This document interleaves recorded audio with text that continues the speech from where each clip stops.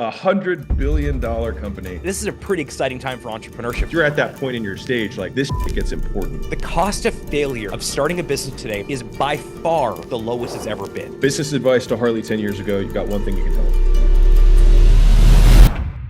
Welcome everybody to the game. I got a special episode for you guys today. As you know, I do not have many guests on my podcast. I don't like sharing the spotlight. So if somebody's going to be on, they've got to be really, really special and have true expertise to give. And I think the person that I have with me today, or that will be joining us today, definitely meets that in spades. And so Harley is a god amongst men, a legend in the making, and runs a small company. You may not have heard of it, Shopify, which right now is a publicly traded company. It's worth right now, I think it was 80 billion, if I'm not mistaken. Harley, correct me there. It's closer to, I think it's closer to 100 billion, but yeah, that was 20 billion off, right? You just rounded down by $20 billion, which for someone like me, like, this is like, I don't come from this world. This is, I'm a tourist here. That's a lot of money. So $100 billion company. So that's so 10 figures is a billion, 11, 12, a 12-figure company. There you go. And just the only thing that rivals the business success that he has is just the humility that he brings to it. He was willing to hop on a call with me before this, and we hit it off. And I was like, I know my audience would love to talk to you and just kind of hear your perspective of entrepreneurship. And you have such an interesting story that I think will relate to so many people in my audience, from the people who are just trying to figure out what they want to do to make money, all the way to, right now, the 20% of my audience is, winning entrepreneurs with, large companies and so forth. So we definitely have the gamut from an entrepreneurship perspective, kind of a beginning, middle, and end. And yeah, so thank you so much for taking the time to join us today. It's a great honor to be here, Alex. Thank you so much. I'm a big fan of the pod. And I think what you're doing is making business and entrepreneurship, very similar to the mission of Shopify. You're making it more accessible. And I think that is the coolest thing in the world. This idea that business was out of touch for most people, both financially from a capital perspective or because of knowledge and insight and experience. I think those days are long over. And I think we're going through an entrepreneurial renaissance right now. And I think people like you and your community is leading the way in that front. Well, I appreciate it. And I mean, everything that we do is just for everybody on the pod is, I know Harley and I agree on this, is to just try and break down as many barriers between where people are and where they want to be, right? A lot of people have this vision for their lives that they want, and there are things that get in their way. Some of them are between your ears, some of them are between your hands and a keyboard. And so Shopify has taken a lot of that between hands and keyboard out of the way to decrease the friction of actually getting a product launch, get it online, actually get customers, and you can do it from anywhere in the world, which is, again, something that 30 years ago just wasn't really a thing. And now everyone can have access to this stuff. So I'm going to kind of break this pod into three kind of sections loosely. So first kind of chunk, I want to talk about looking back. And I think that'll relate to a lot of people who are listening or watching right now. Kind of like zero to hero, like what got you to here and all the things that come with that. Second chunk, we'll go over what's hero to superhero, right? Like what's forward look like? What's the future look? What do you see? And I'll dive into some more, specific details around that stuff. And then at the very end, we'll go kind of like final nuggets and wrapping it up of like forward and backwards. What are kind of like the principles and truths that you would try and pass on to the people who are listening? Cool. Love it. Let's do it. All right. That's our roadmap. So I know a little bit about this story, but my audience doesn't. So you have this really unique thing of being employee one and customer one. Can you walk us through like just the beginning of Shopify, like even the decision to jump into Shopify, what the risks that were associated with that? What was life prior to that? And then like, what were the factors that got you into that? Step one, because I think that's where a lot of people are right now. Yeah. So I was born in Montreal. I was born in Canada. I moved to South Florida with my parents and my sisters when I was very young. I was always entrepreneurial. My parents did not have a lot of money. But my father, to his credit, my dad's an immigrant. He came to Canada from Hungary in the revolution. My grandparents are Holocaust survivors. I mean, we were poor immigrants. And although my dad never had much money to give me, because I always had these little silly business ideas when I was a kid, what my dad did for me, which was very valuable, was even like when I was like 10 years old, every silly business idea that I had, he would validate it by actually making me these business cards that would say the name of the business and my name on it. And I'm now a dad. I have two daughters, Bailey and Zoe, who are 5 and 7. And now that I think about parenting and stuff, I think a lot more about that story and those stories of my father making those business cards, because at the time it didn't seem that profound. And in hindsight now, as you know, a father myself, I realize these small things that we do for our kids have this massive impact. And so even though these businesses were all very silly, trading cards and lemonade stands, and eventually a DJ business when I was 13 years old, I was always an entrepreneurial kid. And partially it was because I thought entrepreneurship was this fun activity. Like I wasn't really into sports, playing them or watching them. Uh, I wasn't really into video games. I was kind of into like this idea of like, selling something. And that was always fun for me. Moved to South Florida, finished high school there, and moved back to Canada when I was 17 in 2001 to go to McGill University. McGill is in Montreal, where I live now. I went to McGill because it was cheap. My parents didn't have much money. And so because I was born in Canada, I kind of got this like in-state tuition thing. Unfortunately, very quickly, once I moved to Montreal and sort of McGill, my dad got in some trouble, and our family lost everything. And once again, I sort of pulled out this tool that I'd been tinkering with throughout my life called entrepreneurship. To make some money. I started a t-shirt business when I was at McGill, made t-shirts for a bunch of universities across Canada, like the promotional t-shirts you got the first day of school, frosh or orientation stuff. And I loved it. It was great. I wasn't necessarily passionate about t-shirts, but I love this sort of idea of being able to support myself and help my family. I was really Can I hit on this real quick? Because I yeah, think it'll please be go really ahead. Sure. important for the audience. Absolutely. Jump in any way you want. Yeah, the point that Harley just made, I just want to underline, which is that the first business he had, one, I don't think that you thought this was going to be the business I will have for the rest of my life. This is my dream. This is my vision. You were trying to make money, That's right? all this. And I think a lot of people who are aspiring are trying to find this like perfect puzzle piece that's going to fit all of these things. It's going to be my passion. It's going to be fulfilling. It can be the next Amazon.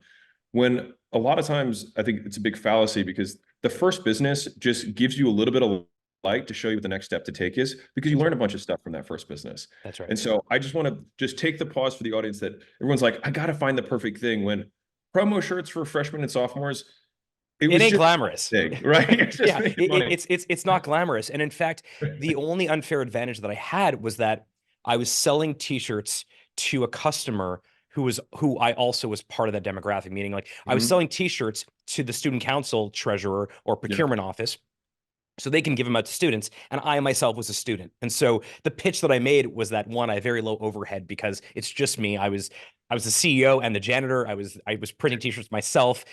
So one, I'm going to be cheaper. Two, I'm going to care a lot because I really need this to work. And three, I'm going to make t-shirts for people like me. And so I kind of know what your students want because I myself am one of your students. Um, just to go a step back, because something you said was super interesting. So I sort of skipped over this, but when I was 13 years old, the business that really started me in entrepreneurship, a real business, was, again, I was 13, so I wouldn't put too much credence on the fact that it was a real business, but it was a real thing. Was I wanted to be a DJ. I'm Jewish. I went to a lot of bar mitzvahs when I was 13 years old, and I thought the DJs were the coolest people in the world. They were sort of magicians in my mind. They would take a group of people that were sitting down eating some rubber chicken dinner in some hotel ballroom, and like 3 minutes later, using their voice and using lighting and music, there'd be a conga line. I just thought they were like magicians. I called around a bunch of DJ companies to ask them if they would hire me. And of course, they said no, because I was 13, had no experience, and didn't know how to DJ. But because I had this sort of, like silly confidence that these business cards had provided for me, I had this idea to start my own DJ company and hire myself. So that was sort of when this idea of entrepreneurship as a tool to solve problems was sort of cemented in my very, immature young brain.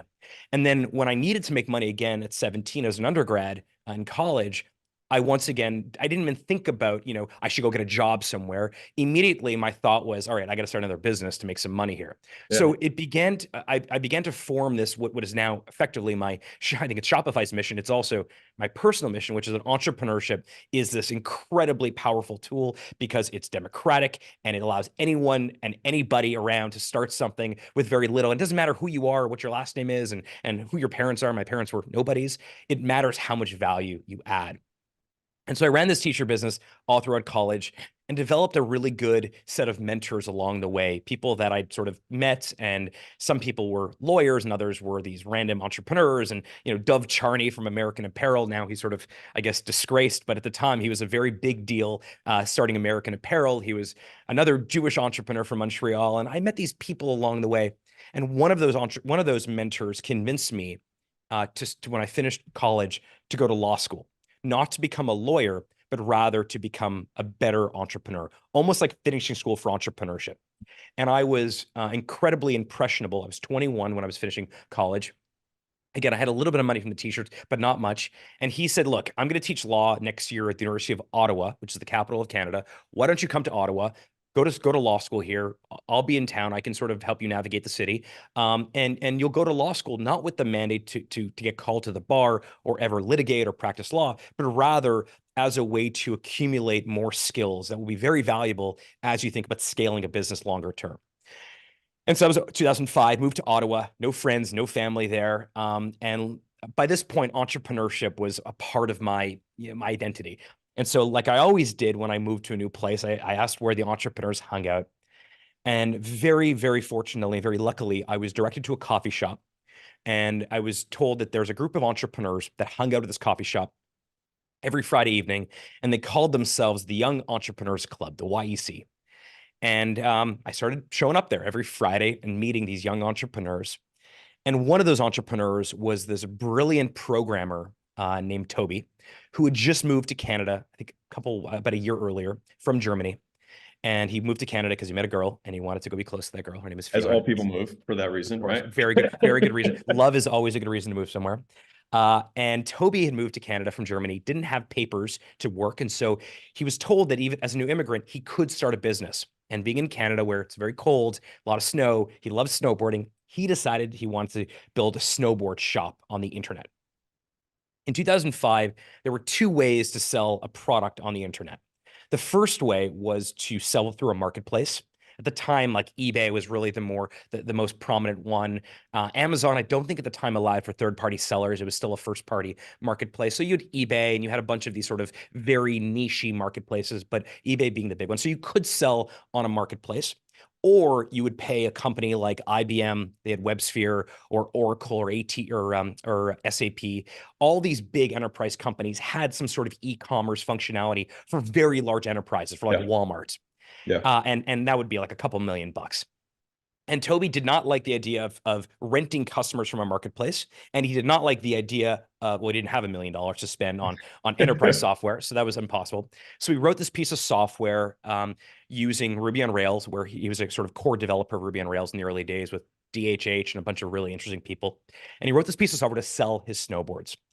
And that's around the time where I met him. He was like just selling these snowboards, and it was a really neat little business. He was making real money. And around that, and again, I'm in law school now, and so I'd asked him if I can use the software to sell my own products, which in my case would be t-shirts. And by that point, he had already sort of figured out that the snowboard business was a good idea, but the software that he had written to sell these snowboards was a great idea. Yeah. And shortly thereafter, I ended up building a store on Shopify. This is 2006 at the time, and I became one of the first people to use what would become at the time it was called Jaded Pixel. It wasn't actually called Shopify originally. And I would be one of the first people to use the software. And I built this. I ran this t-shirt business, this direct to consumer licensed t-shirt business, all throughout law school. And that was sort of my first entry into Shopify, meeting Toby. And then when I finished grad school, I called Toby and said, look, like, I love entrepreneurship. It's everything. I think it's the greatest thing for me. It's my passion, my hobby. I want to increase the surface area for more people. And honestly, what I experienced building a beautiful, scalable store sitting in my tax law class on Shopify, I think more people should experience that. And I joined him about a year later in 2009 or so. And I was like the first non-engineer to join the company. And it was amazing. It was one of the greatest. I mean, I have really fond memories of those very early days. But that's a long answer, short question of how I got to Shopify. No, this is perfect because this is a great pause point because I was writing down some notes just for the audience. And then I want to definitely we're going to go from like, okay, you're now in Shopify, and what are the trials and tribulations? Because of course, I'm sure going from that to 100 billion was probably just straight line, very smooth sailing. You haven't had any issues. And I'm sure everyone will be glad to hear that very short story, but we'll get to that one. But just everyone who's listening, number one, the first business that Harley started was just for money. And it wasn't just some magical thing that was going to be perfect. He did what he had to do, and he learned a ton of skills that were really valuable along the way. Second thing is that, and I want to emphasize this, is people a lot of times are like, man, I don't know what to sell, or what business should I start?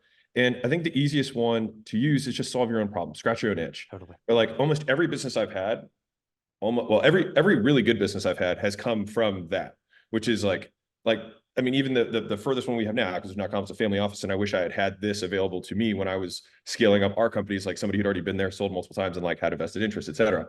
But scratching your own itch. Also, I want to highlight, some people kind of get segmented in one thing or the other. Like you did a physical products business, but earlier you've done a DJ thing, even though it was not, you know, you made money. So you made a profit. And so like in my mind, like self-employed, whatever, like it was a service-based business. So you had a service business and you also had a physical product business. So you were flexible in terms of how you were willing to make money. And I was agnostic to what I was selling. I mean, to your point, I think one of the easiest ways to figure out what to sell, you said scratch your own itch. Another way to do it is simply just to like tell a bunch of people that you're thinking of starting a business and just leave it out in the ether. The reason that I started selling t-shirts to universities was, as I told people that my dad wasn't around anymore, mom had no money, I needed to make some money, I needed to start a business. The more people I spoke to about that, a lot of the ideas that I got were dumb, but more and more people started telling me, hey, what about this? Hey, what about that? Most of the things that they mentioned were not great ideas. But then someone randomly, his name is Jamie, once told me, remember this, like they perfectly clear it. He said, hey, just so you know, McGill spends $25,000 a semester on t-shirts, on printed promotional t-shirts. It turned out he was wrong. These universities spend $250,000. Yeah, I was like, it has to be way higher than that, right? But because I was putting it out there, this thing that I was looking to start a business, a bunch of people sort of became almost like my idea generation machine. And so this whole idea that like I know there's a lot out there about like don't tell people your goals and keep things to yourself. I call bullshit. I think do things and tell people is super important, even at the early stages of starting these things. Well, my second book, $100 million Leads, advertising is the process of making known. And so if no one knows about your stuff, no one can buy it. They must first know about it in order to buy it. And so if you just think about it from a first principles perspective, ain't no customers if they don't know. So first way to do that. So two things that I also want to highlight. So you talked about two different types of people that you surround yourself with. One was mentors. So just for everyone in my audience, we're talking people ahead, right? And the other thing was the community of peers, right? At the coffee shop where you met Toby, who ultimately, got you into this thing again by chance. But both of those things increase your luck surface area, the amount of different potential opportunities for exposing opportunity. Well, yeah. And so I just want to highlight that because a lot of people feel like entrepreneurship is lonely, and it can be, but to a degree it is a choice, right? And if you can't physically move environments, you can do it online now. And that wasn't available back then. But now we've got online communities, we've got school, we've got, all these things where people can connect. And when I say school, SKOL.com, school, people can actually connect and meet one another. All right. Now, the last one is resourcefulness. And so this kind of ties well into kind of the next chapter of this journey, which is that like you did all this stuff, like Toby wrote code so that he could sell his snowboards, right? Like there's this whole, like everything, of course, our whole mission is to make things easier, make things more accessible to people. But on some level, like it's the fact that it becomes difficult is what makes the goal worthwhile, right? And if everyone could do it, then everyone would do it. And then it would no longer be worthy, right? Everyone can tie their shoes, everyone can get dressed. And so no one's like, congratulations. There's this whole, I think Chris Rock's kit where he's like, what do you want, a cookie? He's like, man, I ain't never been to prison. He's like, you ain't supposed to go to jail, right? And he goes this whole thing. And so right now, like the fact that it's difficult is just another barrier that somebody might have to compete with will have to go over. And so it gives yourself a little stripe that you can show yourself about who you really are. All right. Also, remember this. If you kind of think about like, if you kind of go back to, go back 200 years, and you think about starting a business, the one thing that besides capital to get started and knowledge and understanding and technology to help you do it, forget all that stuff for a second. One of the big risks of starting a business historically was that the cost of failure could affect your life in a very adverse way. Meaning, when my grandfather came to North America from Eastern Europe, he started an egg business. He had a little egg stall at a local farmer's market, which actually still stands today. My uncle currently runs it. But he had to take a loan out on his home in order to afford the fee and the cost of actually renting this particular stall. If this did not work, the result of that would be no food on the table, no roof over their head. And that is effectively how businesses were built, so that people with more capital were able to take more risks. People that had more capital were able to invest more. People that had more capital were able to have, be able to mitigate the cost of failure. Well, one thing that has changed dramatically, and I would say today, like literally right now, Alex, you and I are talking about this, the cost of failure of starting a business today is by far the lowest it's ever been. Whether you use a product like Shopify or use whatever you decide to do, the cost of failure is effectively $39. If it works, you scale it. Literally like 3 feet from me, I have it was a gift from Ben Francis, who's the founder of Gymshark. And it's a Christmas gift he gave, a holiday gift he gave me. It's the original screen print from the original Gymshark, Cool. the first T-shirt he made. That's Ben's been a big part of my life, and I've been, I think, a big part of his life. And so his gift was the original screen that created the first T-shirt for Gymshark. When Ben started, it was 2012, out of his dorm room. If it would have failed, he would have gone back to class. I mean, he was literally also delivering pizzas, I think for Pizza Hut at the time, if I get that right, or some pizza company. But if it worked, he would go on to build a multi-billion-dollar company called Gymshark. So think about that. The upside, and that was 2012. That was like, 12 years ago. The upside today of starting a business is effectively infinite growth if you do it well and you're smart and you're adding great value. The downside is a couple less cups of coffee or a couple less Starbucks for that week. That is remarkable. And I think that, I mean, if there's anything that, like, if there's one underlying point here, it's risk adjusted return, right? Is that everyone here now can get endless shots on goal. Right now, because of how accessible entrepreneurship is, you basically just keep taking lottery tickets. And if you lose, then you just buy another scratch off, right? And you try it again. And so you still have the upside, except the thing is it's not rigged for you to lose. Like, there actually is a lot of people who want you to win, and there's an entire economy around you.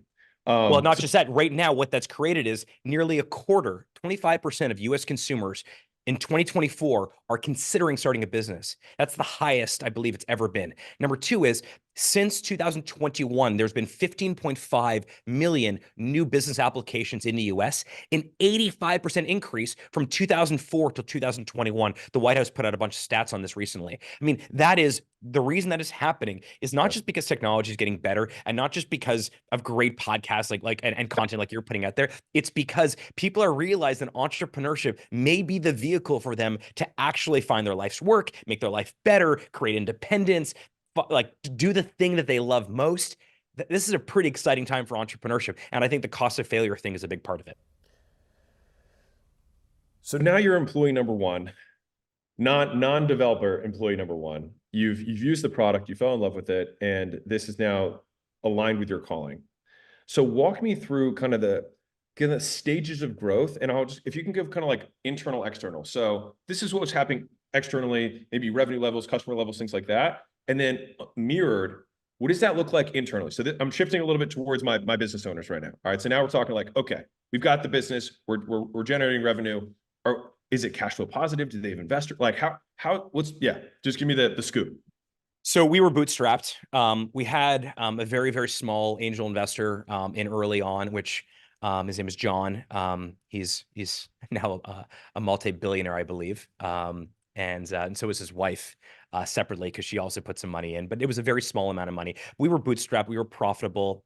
And we when I joined, we didn't have a CFO. We didn't have a CMO. I mean, part of what I viewed my role as, and anyone who's listening who is joining a very early stage company as a non-engineer, like the person not running, writing code or building product, the role that I wanted to, that I felt I should play, and that I think I did play, was this Swiss Army knife. Let me figure out everything and anything that is going to be valuable to the people that are writing code. And whether that's commercialization or sales or support or I mean, literally figuring out like where we're gonna like work out of, like figuring negotiating the lease for it, or figuring out, who are we paying for? I think we were paying rack space at the time, like negotiating a rack space contract. I think at the time we only had one payment integration, which was PayPal, negotiating the PayPal rev share. In those very early days, this sort of Swiss Army knife type model, I think, was really, really important because, I mean, you can be the greatest salesperson or marketer in the world. If you have a great product matched with a great ability to sell and commercialize, that's where this thing gets really interesting. And I deeply believe that Shopify, even back, in 2010, had this incredible product, leaps and bounds better than all the competition. The competition at the time was like Yahoo stores or a couple other like that, but very, very few competitors. And so this idea of being a Swiss Army knife was important. And that's what I did. If there was an opportunity for me to tell the story publicly to a local newspaper in Ottawa, Canada, I would take that opportunity. If there was an opportunity for me to help someone get a job done internally, I would take that opportunity. But that Swiss Army knife was that sort of model of that was very, very helpful. And as part of that, I think I earned the trust of Toby in particular, but also the other engineers, because I was just there to add value. That's it. In fact, I'd actually been called to the bar, and so I think I was also the company's lawyer. And again, I'd been out of law school for all of 10 months, I think, at that point. But whatever I could do, I was going to do that. And it was only a couple years later, we raised our Series A about a year later. I think it was a $7 million investment from Bessemer, who led it, on a $25 million, I think, post. And that's really when we began to realize that, okay, there is a real there, that this company could be something remarkable, large, scalable, and we can really make a dent on.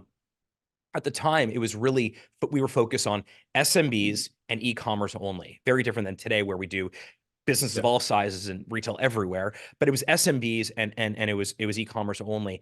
And it was only until, after our Series B and C, that we began really figuring out, like, okay, what are each other's superpowers? And this idea of, rather than all of us become these sort of well-rounded objects, these sort of river stones, what if we all were very precise on the thing that we think we could be the best in the world at, and At spend our what revenue time. level did you start doing that? So if we're walking through this, because right now, Probably like around Series B or Series C, we hired a CFO, we hired a CMO, we what hired a head of revenue level was that? sales. It was around that time where we felt we were well capitalized. I think our Series B was about $100 million valuation. This is like 2013 or so. Or And like 10 around that million top time, line? So like pardon 10 me. million top? Don't I have no idea. I mean, it was Okay. yeah, I know. I'm not Nice. sure. A Nice. lot less than $100 million. How many employees were around then? I'm just trying to get a gauge. Probably uh 50 to 100 at that point. Okay. Yeah. Yeah. Okay. Got it. So like low, Yeah. small, mid-sized. Got it. Yeah. Okay. Cool. And a lot of what we were trying to do then is like find at least a lot of how I spend my time was find new channels. So this idea that, okay, we can only sell so many people on Shopify, but there's this massive ecosystem of web agencies and freelancers and developers who are in Oklahoma and are in, places like South America, and they're in Singapore, and they're in Vancouver, and they're in, New Mexico. And what if we actually created something whereby if someone walked in to their agency, to their business, and said, I need an online store, what could we do to actually make it so that they would say by default, great, we'll build it on Shopify? That's sort of on the referral side. On the product side, another thing that was really that we created around that time was the Shopify App Store, which I believe today is one of the largest ecosystems of third-party developers on the planet. I mean, if you are building an app for commerce today, if the best, most effective go-to-market strategy is to put it in the Shopify App Store, because you have millions of customers for your applications. That now seems, polished and a really healthy kind of flywheel of an ecosystem. But originally, the reason that the App Store was really set up was all these different merchants were coming to us, and they all had a very unique and a very particular business. And so we really focused on, let's make Shopify's core offering what most people need most of the time: checkout, payments, inventory, marketing, analytics. Let's make that like world class. But everything that is very specific to a particular merchant's business, let's invite third parties from all over the world Yeah. to build apps on top of it, which meant that no matter what the particular needs of your business might be, you would find 100% product market fit using Shopify because of this app ecosystem, and we didn't have to build everything ourselves. which would have been impossible. And so some of these things now in hindsight seem like, wow, Shopify's ecosystem is really cool and the App Store is humming. But originally it was done because we couldn't build every feature ourselves, nor should we. So what were some of the like absolute key decisions or like business principles that you learned kind of scaling through this? Focus was really important, not being everything to everyone. I mean, today, like last week was the National Retail Federation's big show, literally like the most important conference in enterprise retail. And I sit on the board now of NRF with like the likes of the CEO of Brian from Target and John from Walmart and like these amazing people like that run effectively all of retail all over the world.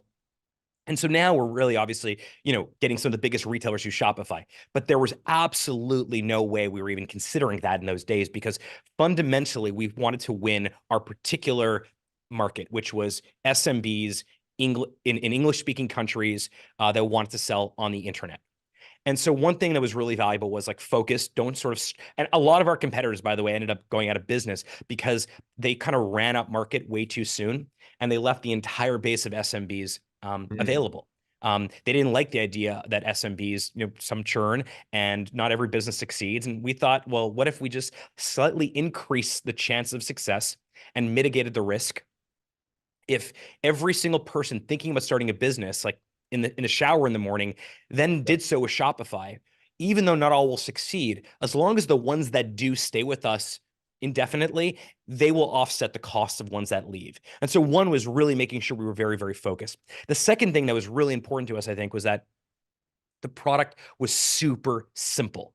And now companies like I don't know Mars or Mattel or Staples or Glossier, Alo Yoga, Viewer, all these amazing brands, all you Shopify, Skims, like, and what's neat even today about Shopify is that the complexity of the product almost reveals itself over time.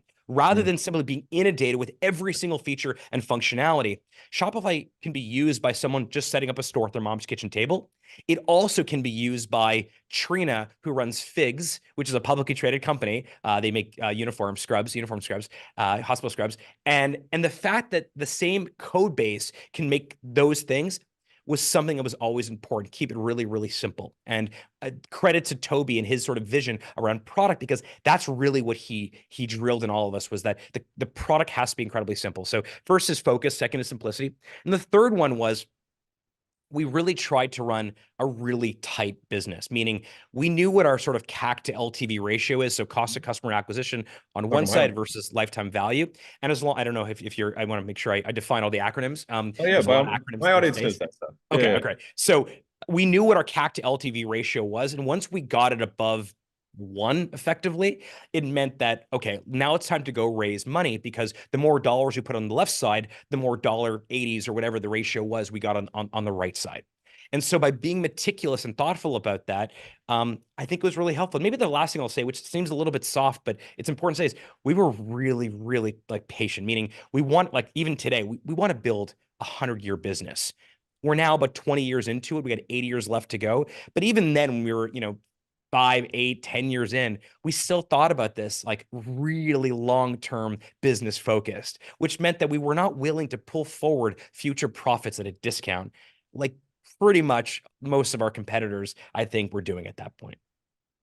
So what were some of the key growth kind of levers that you were able to pull throughout this process that like really accelerated? Like if you had to name the 3 biggest things in the first 10 years of Shopify that like, man, if we hadn't done this, we wouldn't have been able to get to the next level. I mean, I think the App Store, the ecosystem was really important, both on making sure the product had 100% product market fit, and also on the referral side. I think that was really important because it meant that we had effectively a distributed sales force that wasn't on our payroll. And just something small on that really matters. I remember at the time, the Apple iOS store had an 80-20 rev share split. So if you build something on Apple, excuse me, it had a 70-30 rev share split. So you build something on Apple, you as a developer keep 70%, 30% goes to Apple. And I remember when we were talking about our rev share for our App Store, we actually said 80-20. Not that we were competing with the iOS store. I mean, we were a small little nothing company in Canada, but this idea that we would be more generous than the incumbents might be was very important. And the truth is, the additional 10 points didn't really change it for us, but it just meant that when you built on Shopify, you deeply understood that you were going to get a very fair and a generous rev share split. And that was one. I think the second one we really hammered hard was this thing called the Build a Business competition. It was like our big aha moment. And it was, we had an article in the New York Times about it, but it started in a very kind of simple way. We had met Tim Ferriss, I think in 2009 or so, and he became an advisor. And Tim is now a very good friend to both me and Toby, and we've done his pod. He's a great guy. But Tim looked at Shopify and said, great product. You guys are missing something. Most people, even though your product is great, easy to use, and you're making entrepreneurship more accessible, most people have a risk aversion to something like entrepreneurship for one of two reasons: either too expensive or they don't know how to use it. And he had this idea that we should create a competition whereby someone would start a brand new business on Shopify, like Jan 1, and 6 months later, the store with the highest sales would win. I think we said $10,000, and then Tim said, it's got to be 100,000. We did not have $100,000 to give out that way, but our hope was that by the time the competition ended, we would actually have that type of money. And we launched the first Build a Business competition in 2010. And it got us, I think the article in the New York Times, I have to go check, but I'm sure your listeners will keep me honest here. But I think it's like a startup starts their own startup competition, like launches their own startup competition. It was like, because it was kind of a silly thing that we ourselves were starting a competition.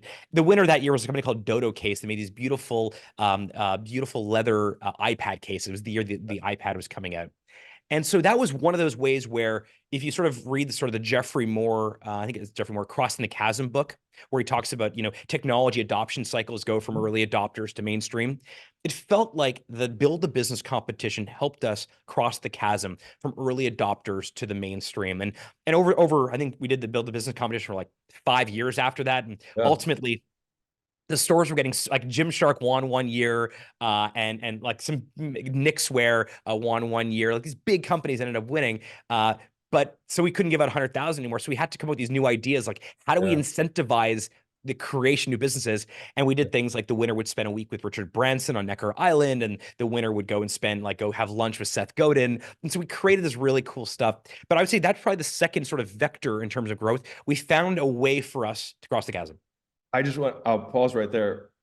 I'm a huge fan of the Build a Business competition. And, oh, you know about it? Oh, cool. Yeah. Super, super well acquainted with it. Oh, that's so, I didn't know you were going to bring it up.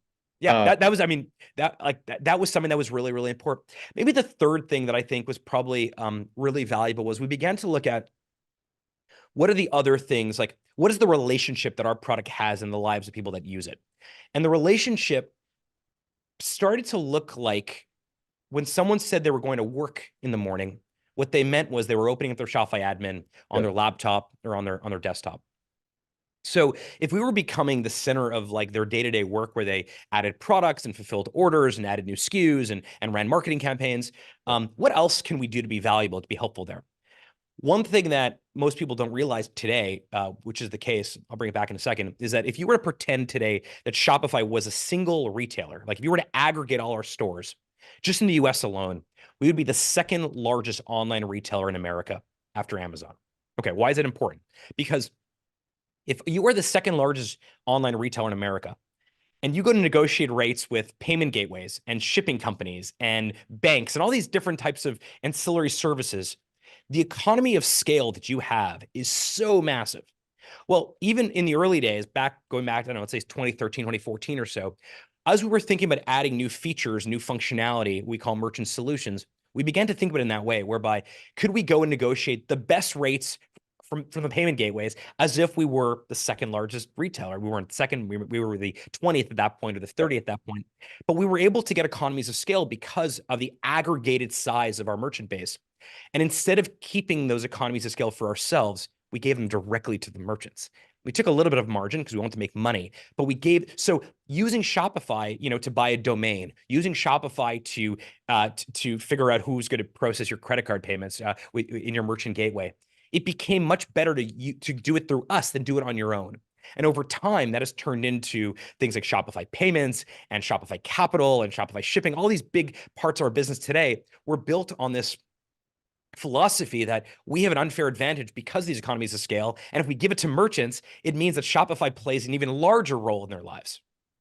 So the three big growth strategies, the first one is you had referral partners. So you made it easy for other people to basically work on the platform and promote your platform. Because if you're a web agency and people want a store, then if you make it easy for them and maybe they get some sort of financial incentive to And do so. they got a rev share for it. Yeah. We gave them the rev share, I think at the time in perpetuity, like 20% of whatever we took, they got. Which is awesome. Which for right? an agency is as you probably know, like recurring cash flow is king.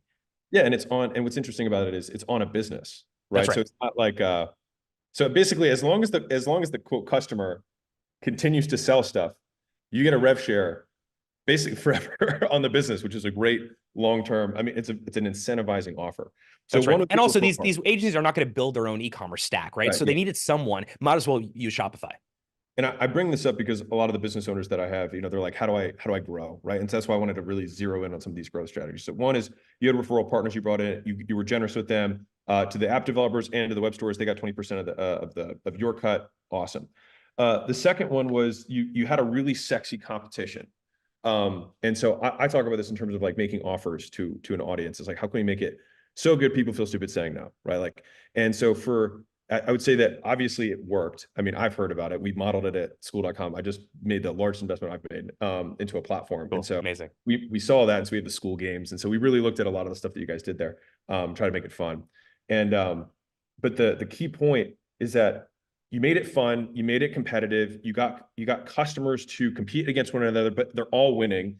And the major, and this was one point I still wanted to ask. So is it, was the New York Times the only promotion that you did for that? Or was there other things that you did? Or like, was it all word of mouth? Like how did, at this point, like when we started this, like Tim was just sort of coming out. The 4 Hour Work Week, I think, was in its second edition, but he had this massive audience. And so part of the cool part of the beauty and the value of working with Tim was not just he gave us a great idea, but we're like, great, Tim, now you got to help us tell the world about it also. Yeah. So if we would have gone to Tim with this idea, I don't know if he would have said yes, but the fact that it was like we got Tim to generate an idea for us. It was his idea. He felt personally invested in. In fact, I've heard him say this on his own show where he'll say like, he's one of the co-founders of the Build a Business competition. I love that because we created a real vested interest in him to actually make this a success. And it wasn't just New York Times. I mean, there was a lot of articles written about it, but it gave us a narrative, a thing that we were able to go around and talk about. It was difficult for me to go around and talk about. I'm Shopify's chief storyteller. It was difficult for me to go around and talk about like software, Ruby on Rails, or the simplicity of e-commerce. But it wasn't as difficult for me to go around and say, hey, we created this thing. We think everyone has, Nike convinced the world that if you have a body, you're an athlete. Like mind blown. So brilliant. We were trying to go around and convince the world if you have ambition, you could be an entrepreneur. And so I had now this new beautiful piece of ammunition that I was able to go around to media and to anyone that would listen to me, to blogs, to celebrities, and say, there's a thing here we'd love you to talk about. And I'm like, oh, that's kind of cool. That was really helpful. And so for the business owners at home, one big one obviously was Tim got involved. And so if you're like, how do I promote my business? Finding a brand champion or finding somebody who, I mean, if you've seen, I think, is it Air? That movie that's it tells a story of Jordan's like So like sometimes you need to find like if you have an audience, awesome, then you already know what you're doing. But if you don't have an audience, you're more of a product person and you're like, shoot, how do I get this to the world? Sometimes finding your Michael Jordan, and in this instance, like Tim was probably the Michael Jordan for that era, for entrepreneurship, definitely. Right, for entrepreneurship at that time. And so being willing to, and I'm sure that Tim had a good deal with Shopify for, I'm sure that there was a deal with Tim that worked out. Yeah, there was, for sure. That he's profited a lot from. And so sometimes you just got to be really generous, like the Michael Jordan deals, first of its kind. It was kind of crazy. The founder, the Phil was like, I don't know, this like, should I really go all in on this person? And sometimes you got to make bets, right? And obviously this bet paid off, the Michael Jordan bet paid off. And so you come up with something really sexy, and then you find somebody who's the perfect fit for it, and then you put it together. Right. And so just as like, and there's always a perfect fit, right? There's always someone out there. There's someone who, if you have a product, physical product, or a piece of software, digital product, there is someone out there that has purchased from you, even if you're a small business, who Yeah. probably has some sort of leverage, meaning they have an audience, they have a community, they have a big newsletter, they have a big following, they know a bunch of people. If they have bought your product organically and they have a connection to you organically, you asking them point blank, hey, I had this crazy idea. You seem to like my tea, Yeah. and I would love to feature you in a promotion. Would you be interested? That is very different than cold calling them and saying, hi, I'm Harley from this tea company, from Firebelly Tea, and I'd love you to be a spokesperson. Like, I think the days, by the way, especially go back, like to come to present day for a second.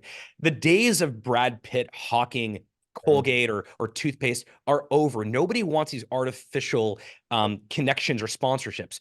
When you look at what Jimmy and Mr. Beast has done with Feastables, or Emma Chamberlain with coffee, or you see what Kim Kardashian is doing with Skims, because these are all on Shopify, I have a very deep understanding of these businesses. These are authentic, real products that were built, curated, organized by these credible celebrities who care so deeply about the product. Yeah. Like, so the days of artificial sponsorship pay to play thing, I think, are over. And I think what we did with Build a Business was almost like showcase that, hey, Tim's for some reason interested in our business. Hey, Tim, how do you think we can grow our business? Oh, that's a good idea. We'll do the competition. But by the way, we need your help for this competition. And it was really meta, and I just really want to hit on this because this is what a lot of businesses need growth, right? They've got a product, and they're like, how do I let people know about it? And obviously, you can run ads, or if you already have an audience, then you already know that stuff. But if you're like, well, shoot, how do I do it scrappy, right? And so, like, making an incentive that gives people a big reason to say yes, right? Finding a brand champion that already has distribution can be the unlock, because all of that acquisition is really just based on the negotiation you have with that one person. And if they can bring a lot, like you have the opportunity to make a true win-win. And obviously Shopify won and Tim won, and the main one, all of the people who built stores were the real winners here.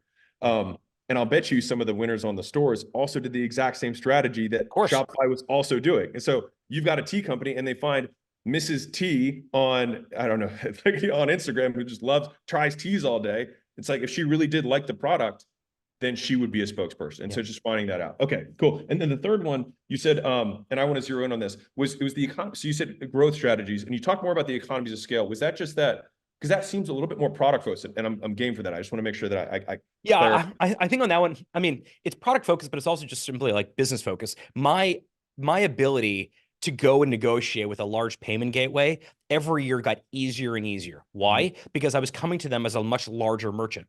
Now, if you just take a very simple, a very simple example, 10 individual merchants go to negotiate with the payment gateway on their own, they're all going to get some rates. But if I do it in aggregate with all 10, my rates are going to be much, much better. And I can literally give those 10 merchants the exact same rates, less maybe, a couple basis points that I want to keep for myself from a profitability perspective. That kept getting bigger. It doesn't mean, by the way, we can talk about, Shopify, like our whole shipping thing, because we divested Shopify shipping, what's called SFN, Shopify Fulfillment Network, a couple months ago, about a year ago at this point, because there are sometimes we have gone into areas that were not main quests. We sort of call them side quests that maybe we shouldn't have done on our own. In fact, in the case of shipping, we found another company called Flexport, whose main quest is an end-to-end logistics platform, which is what we were trying to build ourselves. And rather than build it ourselves, we're like, you just do it. And what we can talk a bit about the value of what some companies are very, very good at partnership. I think Shopify is one of those companies. If you look at what we've done with Affirm for buy now, pay later, or Globally around cross-border payments, we pride ourselves in being a company that is a really good company to partner with, which is very unique in tech, which is sort of all kind of frenemy-esque. Yeah. And I'm gonna bring this to the brick and mortar chiropractor. Like, so just down to home base.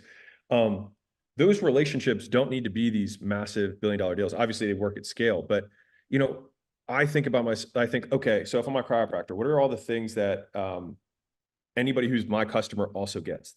They might go to the gym. They might like smoothies. They might like yoga, right? They make other things that are ancillary. And I think, okay, well, what if I go to each of those businesses and say, hey, with every smoothie, just put a coupon, you can slap it on there for a free adjustment. So they're going to get a free adjustment and a smoothie. Like, you're going to enhance the value proposition that you have to your customers at no cost to you. But then I get free leads. And so they get a win, and then I get free customers, or at least a free shot at a customer. Yeah. And so these partnerships, and you know, this has been a huge core to every business that I've built is, I mean, I think I've built almost the same amount of revenue from partnerships and affiliate relationships as I have just from actually, you know, direct sales and generating them ourselves. Because you are known as like, I mean, you know, you and I know each other sort of from the community, our own communities. Like you are known as being a good partner, meaning you leave enough on the table so your partners can make money from it. You know, doctors actually do this really, really well on their own referral side. Meaning, if you go to see a doctor and that doctor can help you, great, they'll work on you. If they can't, they'll recommend someone else.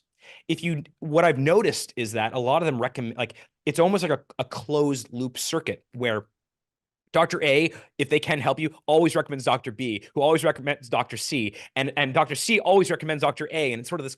I think if you're a chiropractor, for example, if you sort of Venn diagram out, meaning you look at your customer base and you ask them, you know, where do you go? Where do you work out? What clothing do you like to wear? Where do you go to get your smoothies, for example? You probably have your own version of that. But also, the people hanging out in the smoothie bar are also asking the smoothie person, hey, do you know any good chiropractors? And the yoga instructor is also saying, hey, I think you need a chiropractor as well. And so creating your own version of an affiliate program, even if it's not called an affiliate program, it's sort of your own creation of it, actually is incredibly effective. And if you over deliver, meaning every time the chiropractor recommends the yoga instructor, the yoga instructor's client comes back and says, man, that yoga instructor you recommended is amazing. You should send more clients to that yoga instructor. And so there is an opportunity to sort of over deliver to create even more leverage in this sort of closed ecosystem of reciprocity. And I'm going to give everyone 3 quick tips on this. Number one, if you're going to create one of these relationships, give them customers first. If you give them customers first, they're way more like send them 5 people and then make the call. Be like, hey, by the way, I thought maybe it makes sense if we did something. Now they're going to want more of what you just gave them, and they're going to be happy to talk.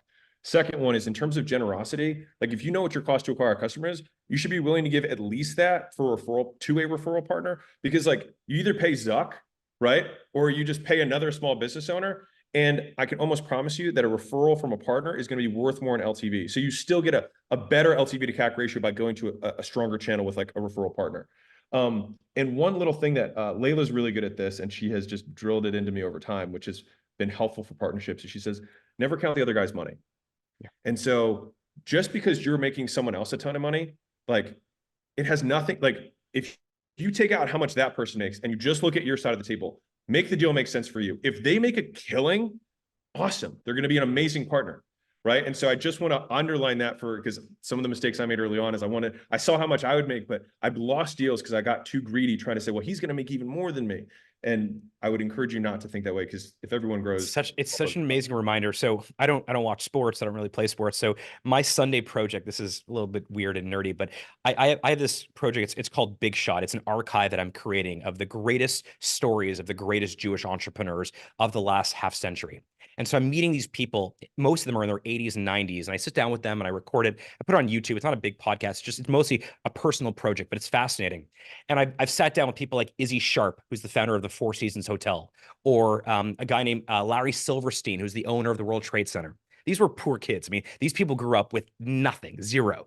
Or Fran Weisler, who's the queen of Broadway. These are very poor people that grew up and eventually have created, you know, they're billionaires and they've created empires. When you ask them at 90 years old, and so, I think Izzy Sharp from the Four Seasons Hotel is 95 years old. When you ask these people, tell me 1 or 2 things that I don't know. I turned 40 this year. So Izzy, tell me something I don't know that I should at my age. mm-hmm. Almost to the, I've done about 12 of these interviews so far with these like older, you know, icons and legends on Titans. Almost all of them to a T say, make your partners really, really rich. Now, the reason I bring this up now is because these are people in their 90s who they got nothing, you know, they're not trying to have swagger. They're not trying to like flex. They're so, and the reason I love interviewing them is because they're so transparent. But to a T, every single one of them, from these titans of industry and real estate to the queen of Broadway, has always made their partners incredibly rich. And that is not something that is intuitive, but it's something that I think like is legitimate. I I love this entire line of thinking because I mean it goes down to just more of abundance mindset. Most of the people that I know that are wealthiest in the world just don't see business as a zero-sum game. Yep. right? It's just like everyone actually can win. Whereas in a lot of games, it isn't structured that way. Yep. Whereas like even just the build a business competition you mentioned earlier, like sure there was one winner, but do you think that number 2 to number 100 on the list was like, oh man, I'm so bummed that I only got to That's the 100,000. craziest part. Number two, Right. number 100 have built $1 million brands also, right? And that's this idea of like positive sum thinking. I think is so important. I know there's like, like I'm an optimist. And I know you are also, Alex. But one thing that I think people miss is often when you go to raise money, for those of you that are looking to raise money, one criticism you often get from investors is this concept of TAM, total addressable market. How big is your market? And effectively, what they're trying to say is that if you look at your market, it's a pie. And your TAM is effectively the pie, and your market share is a slice of the pie. I think that's very flawed thinking. And I think if we would have done that at Shopify, we would not be a $100 billion company. Our version was not, let's take a piece of the pie. Rather, let's grow the pie itself. And so we'll get to the IPO in a second, but we took our company public in 2015, May 2015, on the New York Stock Exchange. It was $1 billion company at that point. So, 1% of the market cap that it is today. At the time, before you go public, you win this roadshow. We did 93 meetings all over the US, and you're meeting these investors and you're meeting these funds, and you want them to invest in these big funds that have trillions of dollars under management. And this idea of TAM would come up over and over again. And I needed to have an answer for what the TAM was. And I remember it off by heart. There were 46 million retail SMBs on the planet. I think at the time we had 100 or 200,000 of them. So big, big growth opportunity. Ironically, if you sort of, we're now 9 years past the IPO. If you look at Shopify today, a lot of our customers are not just SMBs. We have very large companies. We're also well beyond e-commerce. We have tons of merchants that use us for point of sale, physical retail. We have a capital business, a payments business. There was no way for them to actually, for me to give an answer about TAM in terms of like foreshadowing what we would become.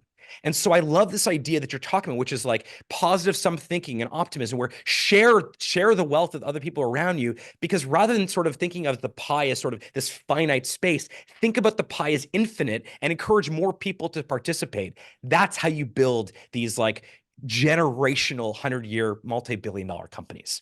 I talked to a fund manager the other day, and he was and he has a public fund, and he was saying, one of the things that I really like is that I've got 10,000 people praying that I win every night.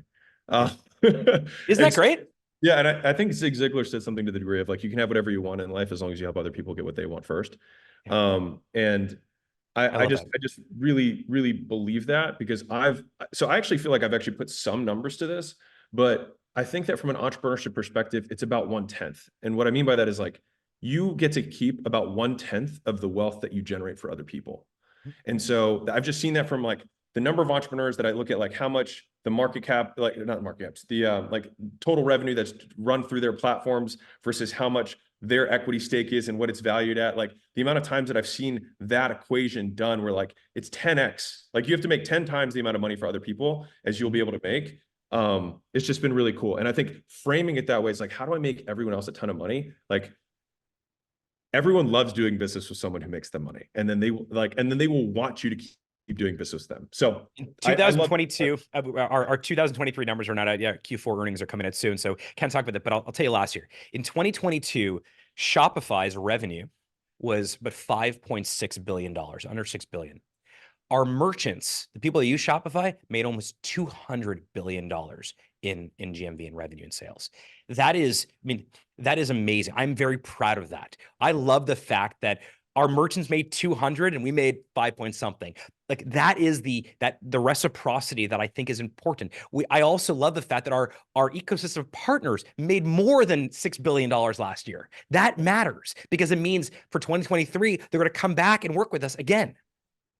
And so this is a really good line of thinking for, I think, a lot of the people in the audience. So one is we've got this big theme of reciprocity, and what are some of the other, because I'm skipping one ahead, but I think it's worth it.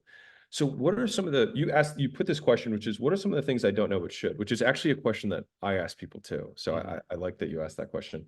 What are some of the other things that came up from those conversations, or just things that you would share as kind of some of the big breakthroughs, and like really ones that you were like, I really thought this and I was dead wrong, and I see this now and it changed everything?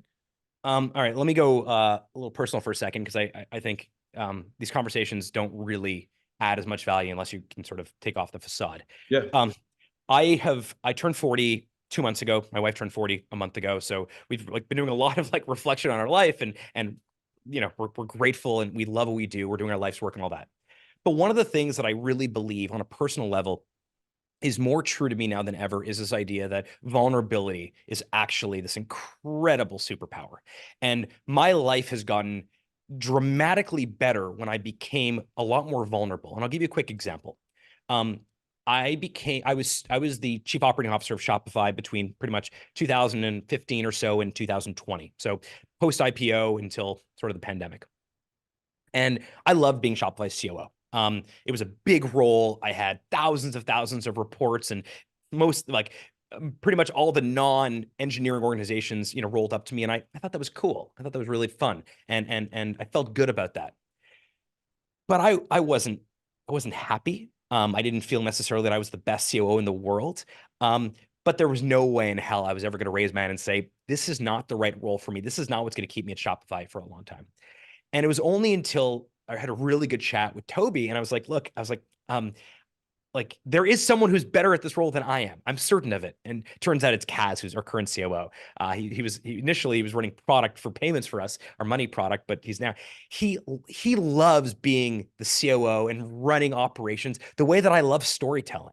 And I never would have had this new sort of this next gear of my career at Shopify had I not had a little bit of like just gotten over my own shit, my own crap to say, this is really not for me. And I think this idea of vulnerability, showing weakness as being this like weird bravado insecurity thing. I think the more you show vulnerability, the more you ask for help, the better things become. And I recognize that it's easier for someone like me to show vulnerability at my stage than it would have been for me to show 10 years ago. But I actually, I'm as I get older, I believe that less and less, that I actually believe at any stage, being really honest with yourself and being honest with the people around you about what you want to do, what you love doing, what you're really good at. Like this idea of, I've mentioned the term life's work a couple times. There's a great Japanese term, which is ikigai, which is effectively like, what do you love? What does the world need? What can you get paid for? That idea of finding your thing at a stage in life where you're not 95 like Izzy Sharp from the Four Seasons, but you're 40 like I am, or you're 50 or 60 or 30, I think is a great gift. And I think you're able to find your thing a lot easier when you simply are a lot more vulnerable about that. And more than ever, I really look at that today as a real strength. That's the first. The second thing I would say is even Shopify is, you know, we have, I don't know, 8 or 9,000 people at the company. Shopify is very much a founder-led company, but also the people that work at Shopify have this incredible founder's mentality. They act like an owner with every expense that they spend, the speed and agility they use. They reject like best practices, quote unquote. They reject processes that don't make sense, don't make it faster. And not just that, we encourage that. If you look at the most like some of the biggest areas of Shopify, they're ran by founders of companies that we've acquired, and they've stayed at Shopify long past their earnout dates because we've created this sort of crafters and founders paradise at this company. In many ways, it is like this incredible like collective of founders and entrepreneurs. And I think that you can do that at any stage of company. But if you're not careful, it goes away really quickly. And there are very few companies at our size today that feels like a founder-led entrepreneurial. Everyone calls themselves the largest startup. Like it's almost, Yeah. you know, it's such a common thing to say, but it's bullshit. Most of them are not like that.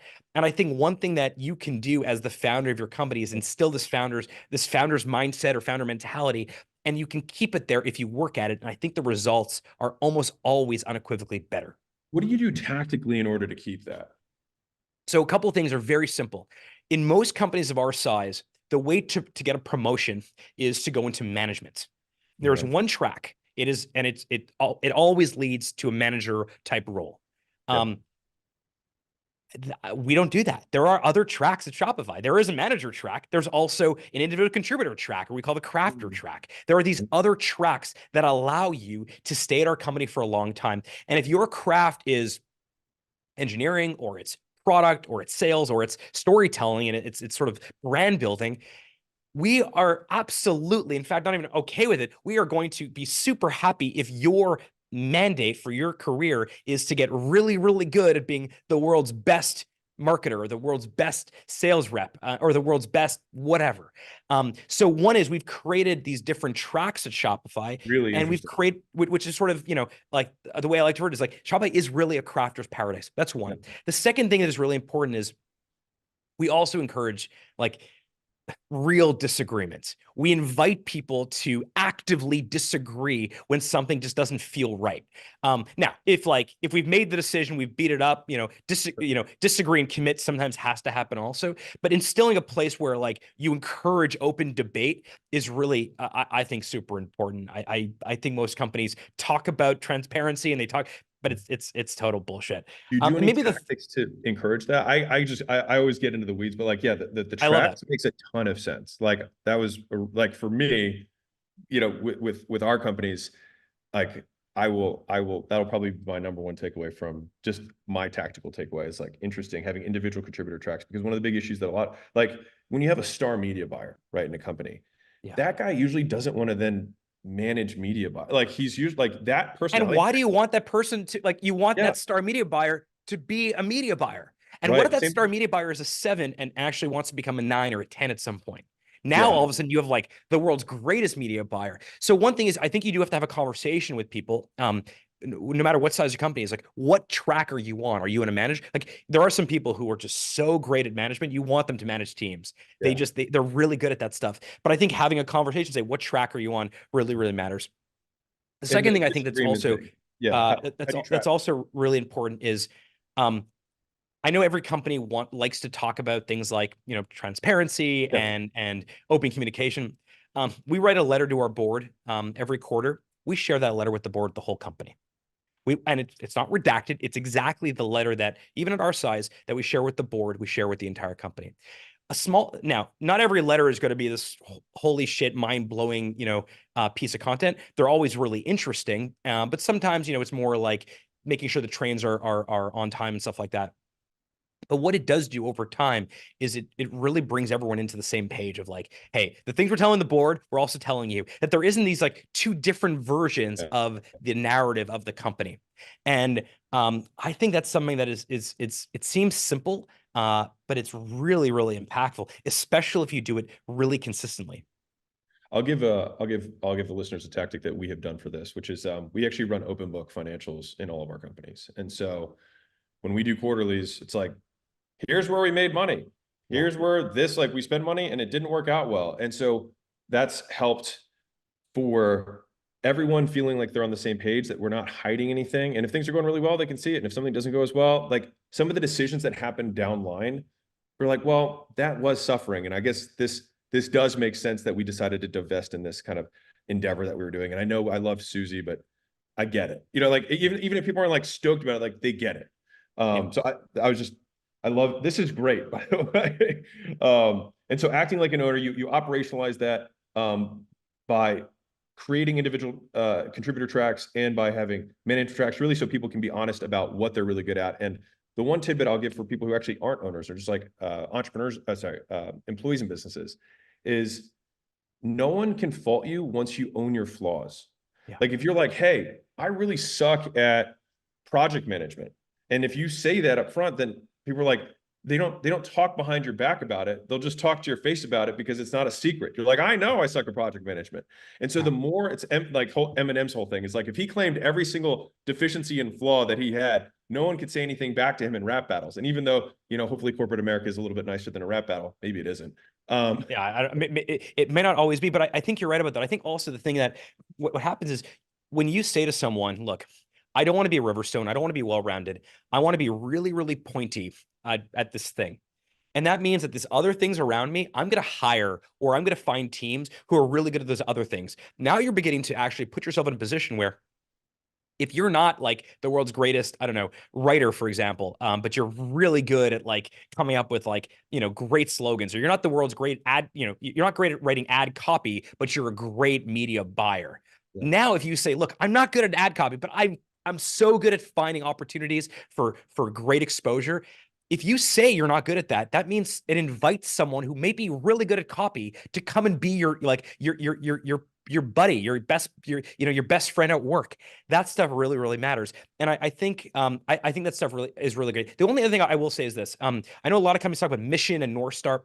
One thing that we are very clear on, even from day one till now, is we are merchant obsessed. And what does that mean? When given any decision whereby we have to pick one of two things, we always ask ourselves, what is better for merchants? Now, by the way, that is different than, let's say, Amazon, for example, who is very famously consumer obsessed. They don't like, that's what they care about. They're very clear about that. When you work at Amazon, if there's like 100,000 people who work there, they are consumer obsessed. By creating this very simple heuristic of which allows you to say, given two opportunities, both seem pretty good. How do you actually evaluate it? Well, what's the one that's best for the merchant? That means that thousands of people who work at Shopify on a daily basis are making independent decisions that all roll up to that centralized mission, which is we are merchant obsessed. We care first and foremost about the millions of business owners that use Shopify. And again, it sounds obvious, but most companies totally mess us up.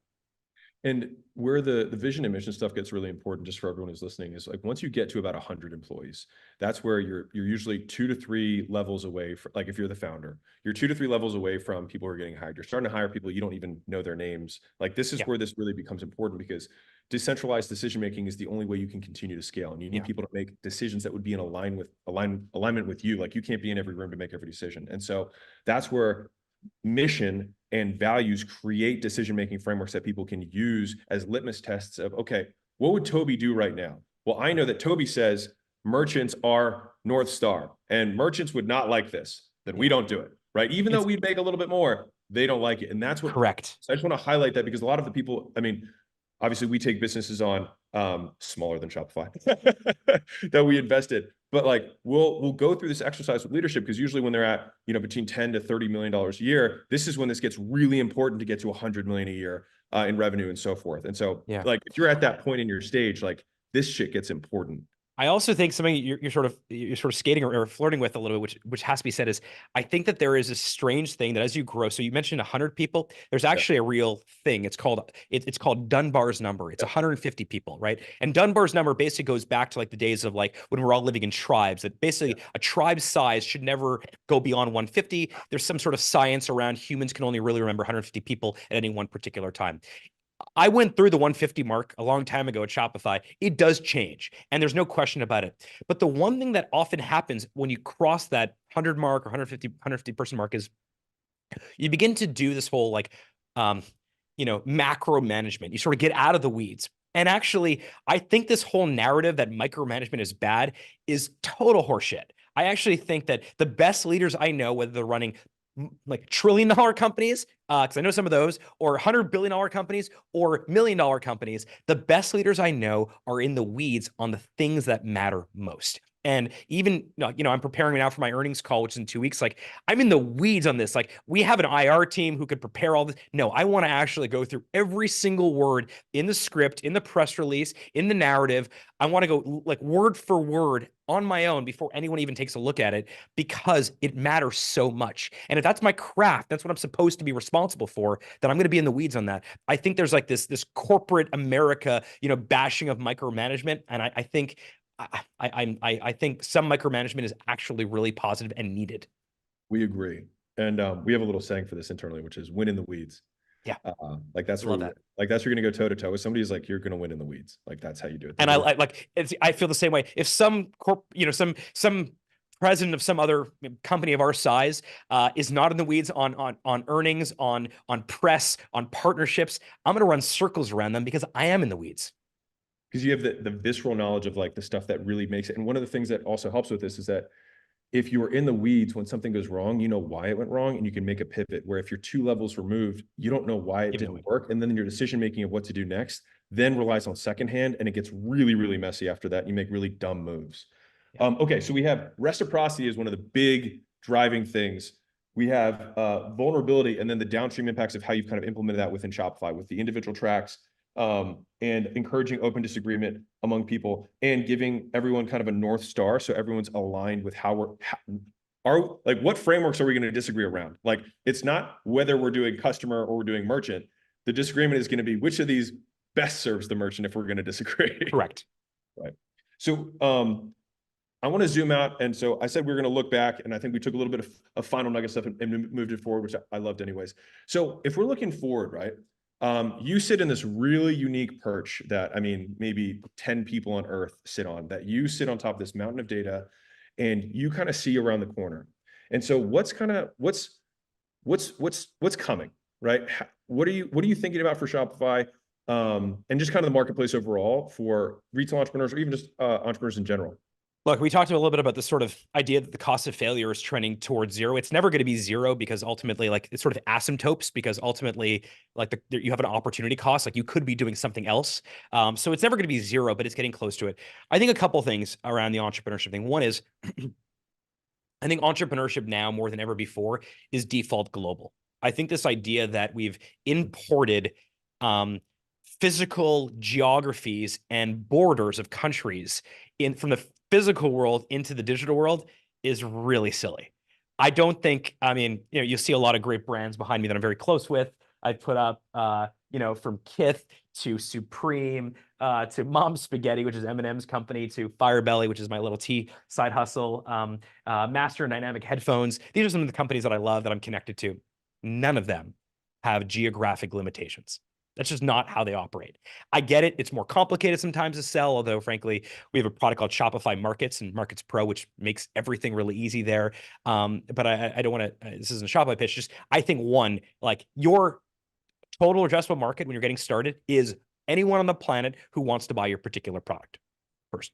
Second of all is, I think the idea, if you listen to any of the earnings calls from these big retailers, one of the terms you often hear is this concept of channel conflict, which is a very simple thing. It's online is doing well, but it's hurting offline. Instagram commerce is doing well, but it's hurting my online store. When I think about the brands that I admire the most across millions of stores on Shopify, none of them use the term channel conflict. Why? Because they are channel agnostic. What they care about is serving their customer in the way that the customer loves to be served or wants to be served, which is very different than pretty much, the history of retail, where if you wanted to buy bread, you went to the baker in the town square. You wanted to buy shoes, you went to the cobbler down the streets. In the 80s, I'm an 80s kid. When I went to go buy a video game, I'd have to line up at the store at this hour, doors open, wait in line, use this credit card. No, not that credit card, use this one. That whole thing was the concept of the retailer dictating the process of purchase to the consumer is over. And the reason that you're seeing things like Shop Pay, for example, become so popular is because seamless, simple, easy, convenient checkout is what every consumer wants. And so modern retailers today, one, are geographically agnostic. Two, are channel agnostic. They sell across every channel. And the reason why you see us do things like there's a Spotify channel for Shopify. So if you're an artist, most merchants on Shopify are not artists, but if you're an artist and you have your Eminem, for example, and you have a great popular artist profile and fan base on Spotify, now you can sell your merch directly from your artist profile page on Spotify. Won't be important to most people, but if we want to qualify and re-qualify to be the retail operating system for these millions of stores, our responsibility is every surface area on the planet, digital, physical, anywhere in between, that a transaction could happen, we have to make that easy. So that's probably the second thing I think that's happening in retail. And then the third thing that I think is kind of like an interesting thing is that I think business is becoming at all sizes personal. And you do this very well, Alex, maybe better than anyone, but your own personal brand and your business's brand, they're not separate anymore. A little while ago, I saw a very high-end brand. Their online store was down. I'll say it was Versace. Versace went down, I think 8 months ago, when I tweeted, I said, Versace, like, let me help you out. And it ended up leading to some of the Versace brands coming onto Shopify. At that point, was I the president of Shopify? Was I Harley the entrepreneur? Was I Harley the human? I think this idea that that work-life balance or work-life harmony, the separate, I think it's over. I think we as entrepreneurs and aspiring entrepreneurs in 2024, we have to sort of incorporate all these things into our backpack, our businesses, our personal life. Like, you talk about your wife, Layla, right? All the time about being part of, like, you sort of mix in between total addressable market and talking about your wife. I do the Yeah. same thing. Like Lindsay, my wife, is a huge part of my life. And when I go home, I talk about work and I also talk about our kids. And I think there's sort of this wonderful harmonious situation now where we're not separating these things. We're not waiting to retire to live our life. I think Yeah. more and more you're able to kind of like have a personal brand, but it's also your business's brand. And you're also an extension of the company, but you're also your own person. And I actually think that's a wonderful new thing, that new phenomenon, that is very different than our parents and grandparents and great grandparents had. Yeah. And they don't really get it as I do. Right. I mean, Oh, Mr. Beast, is he a YouTuber or is he a confectionery genius with his chalk? Who cares? He's right. this amazing guy. He's a great entrepreneur and he makes content and he makes chocolate and he makes burgers and he makes cool Yeah. videos and he's a cool dude. And like, who cares how you sort of categorize these people? And that's the reason why, actually, back to what we said at the beginning, authenticity is going to rule here. And if you are full of shit, people are going to figure that out very quickly and they're not going to buy from you and they're not going to want to participate in your journey. But if you're not full of shit and you invite people along into your journey and you talk about your kids and your spouse and your business, people cheer for you. And it goes back to what I think you said, earlier, is that quote about, you want as many people cheering for you as possible on your journey. I forgot the exact quote, but it's something like that. And because I like defining terms a lot. It's like one of my hobbies, but defining it from a behavioral perspective. So a lot of people are like, well, what is being authentic? Or like, I want to be authentic. Like, how do you do that? The best definition that I have that's working is behaving as if you could not be punished. Yeah. And so oftentimes, like, we censor ourselves for fear of punishment. Like the many things that we don't say or don't do because we're afraid someone's going to say something or someone's going to do something in reaction. And so basically, if you're in an empty room, you have almost no potential for punishment, right? And so it's how you act as if you could not be punished is how you are authentically. And so we talk about the concept of like, you are the niche. So it's like, Yeah. what is Rogan, I right? love If that. he likes aliens, he likes, weird government stuff. He likes fighting. He likes comedy. He likes biohacking. He likes taking crazy drugs. Like, he likes all sorts of stuff. And so if you're to say, hey, I want to start this podcast where I talk about aliens, fighting, comedy, like all, like, people be like, you're crazy, but it's Joe Rogan. And so Yeah. it also creates a one-of-one category that only you can really occupy. And so I genuinely do believe this, that everyone is kind of unique in terms of their distinct interests, and kind of like if they were a chart, like how the point of their rock is in one directions versus 100 other ones.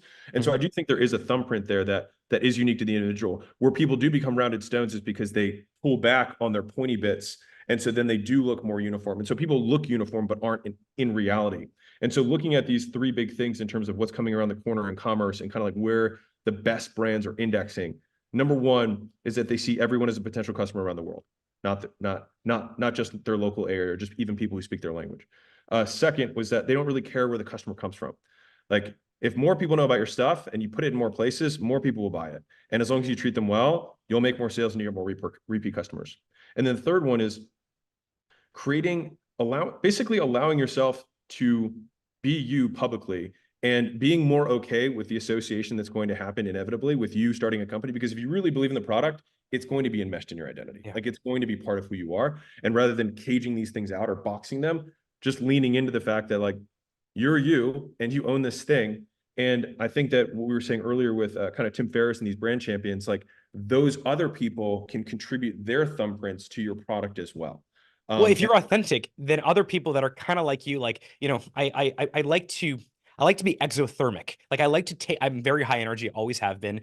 Um, I like to add energy to other people and other situations and rooms and conversations. And so I'm just gonna, like, I want to be exothermic. And so everything that I do, I want to be the exothermic person. What that means is people see me being exothermic. I mean, you and I sort of connected, like, you and I are kind of social media friends. Like, I that's was right. being exothermic and you were being exothermic. We're like, hey, let's be exothermic together. That's how you and I, that's why we're talking right now, because I try to be authentically me on the internet and you try to be authentically you on the internet. And so we connected, and like immediately we're like, yeah, we kind of like each other. that you get tons of people coming at you asking to do stuff together, and immediately you're like, something is off here. And I feel the same way sometimes when people come to me and they say like, I want to connect, I want to do a deal with you. When you are exothermic, and if you are, or when you are authentic, you actually invite other people that are similarly authentic in your way into your lives, and you create these amazing communities and friendships and relationships, and it's really fun. But I mean, it's a great sort of place to wrap up, I think, which is like there is a deep optimism, I think, around the entrepreneurial community. And for those of you that are listening, whether you're an entrepreneur or aspiring entrepreneur, one of the best parts of entrepreneurship is that all of us, not all, actually not all, most of us didn't sort of start with like some Yep. sort of like, we didn't start on third base. Most of us started at the beginning, and we've been building ourselves. And so when we see other people building on their own, whether they're chiropractors or they're tech entrepreneurs or they're lawyers or accountants, or they're someone who's creating, I love my Ember mug. I love the guys at Ember. They make these great coffee mugs that stay hot.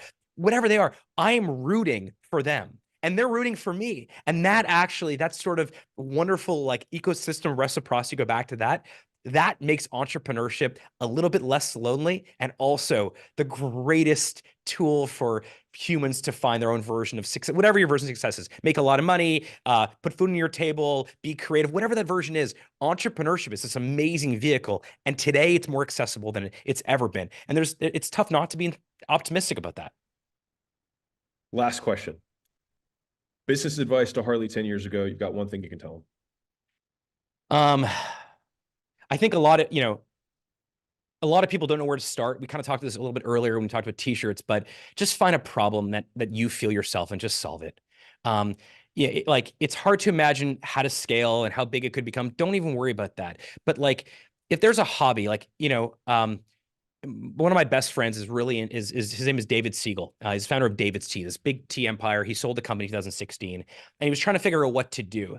And all along the way, David was like coming over to my house, and we were hanging out a lot, and he's obsessed with tea. I was like, dude, like, you have a thing, it's tea. Why aren't you building another tea company? And so that's where Firebelly came from. And I love this idea that, like, the thing that you're searching for is probably right in front of you.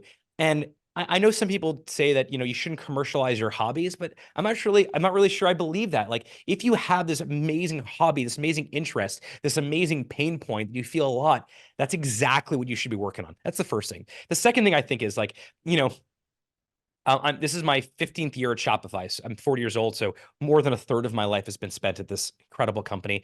And if Toby and the board will have me, I'll stay there as long as I possibly can. But finding someone who, from a partnership perspective, someone you work with closely, I think a lot of people start companies and businesses with people that are just like them, people that they would have been friends with in high school. I think it's fun, and I get it. And Firebelly, for example, Dave and I are both kind of similar with our little tea thing. But actually, I think some of the most impressive things I've ever seen built were built by people that probably would not have been friends in high school. Again, going back to this idea of pointy objects, they're pointy in their own way, but their points are not the same. And by combining their points, they kind of create this like Avengers thing, which on their own they'd be doing cool stuff, but like, doing it all together means they can build $100 billion company. So those would be some of the things I would say. Maybe the only other thing is like, one, just going back to like life and work all together. I think one of the most important decisions all of us can make is finding an incredible partner, spouse, wife, husband, boyfriend, girlfriend, whatever.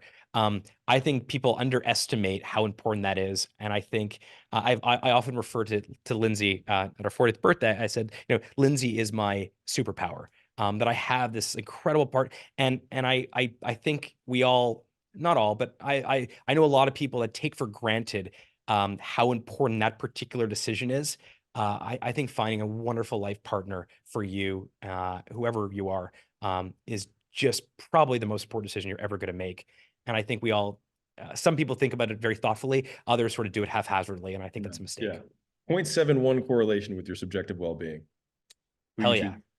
So is that true? Or are you making that up? No, that's 0.71 wow. correlation with subjective well-being, the strength of the relationship with your significant other. With that, I feel like it's a great stopping point. Thank you so much for giving your time. Like, just just thank you. This is so fun. I On hope it was behalf of- valuable to your community and your listeners. I'm a huge fan. I'm part of your community, and I tried to bring as much insight and thoughtfulness as I possibly could. It's an honor, Alex, for me to be talking to you for, I don't know, the last 90 minutes. It's beyond mutual, and on just behalf of Mosey Nation, thank you so much. Appreciate you.